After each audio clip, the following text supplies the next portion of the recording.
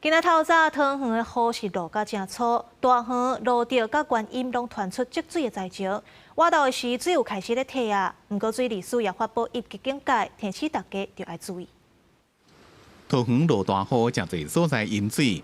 大园区波心里高速公路2号涵洞下骹的路积水，真侪车冒险驶过，现场有抽水车伫咧抽水，早起就车被驶过时阵吊吊的。在等救援过来，可能救援今天很忙，就那边一个水坑，前面车都过了，就我。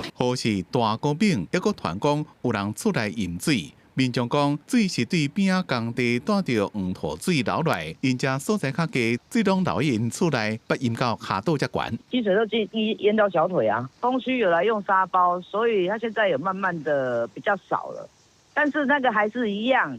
到时候下暴雨是会涨过来。工地造成淹水的情形，同款发生伫咧观音区新生路甲5号三街路口，因为中卫施工，常常落大雨，工地排水排袂好，水规个淹起来，观音派怪手来挖。我在里面站起来，看到外面什么淹大水，我在喊人啦。受到东北季风抑个风神风台外围环流相重影响，北部的雨正大，桃园发生淹水的情形。挖到时阵，水虽然有小可消退，不过水利署是针对桃园的大园、路德区发一级的警戒，大家也是要注意。